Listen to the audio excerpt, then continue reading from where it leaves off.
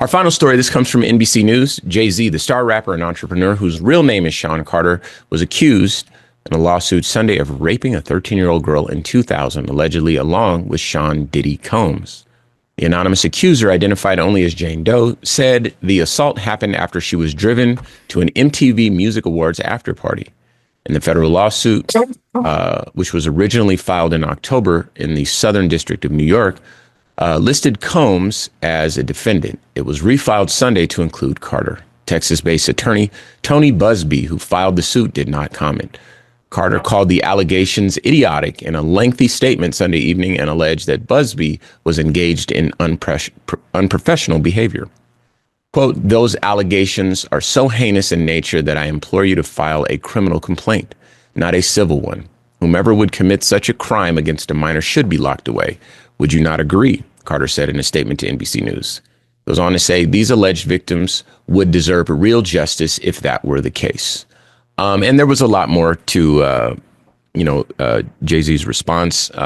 But this is an interesting development. I think that a lot of people were kind of looking at Jay-Z just as another high profile, successful New Yorker MC as someone who might get roped into this. And now it appears that his name at least is roped into it. Give us your early take, Amir.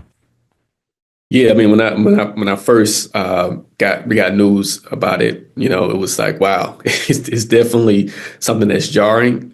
And but I did some research on a guy, Tony Busby, and he appears to be like an accident chaser. Mm-hmm. Like he's someone ambulance chaser. Like he's an attorney who's like trying to get a got you moment. Mm-hmm. Unfortunately, we live in a time where you don't really have to have facts, and you can present something without facts. And Jay-Z's name is gonna go through the mud for a minute because of this. Beyonce's name is gonna go through the mud for a minute because of this, because of an accusation. And so we're gonna see how this thing plays out. Like I say, if there is a victim, we want to make sure that this victim is allowed to speak up and speak their truth.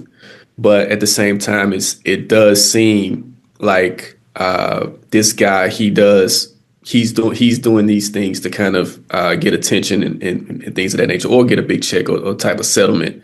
But just being on social media last night, it was just like a lot of people were in an uproar or things of that nature. But it's like, okay, a month ago, you guys decided to elect a convicted sexual degenerate. So right. I'm just trying to figure out how this thing works. You had over 70 million people vote for Trump, and they knew that this guy was he was convicted of sexual assault on a civil level. So from a civil case. So I'm just trying to figure out how this thing works. I think, I don't think it's going to go anywhere from a legal standpoint, but I think from a name standpoint, I think it does damage Jay-Z's reputation in a way for the time being.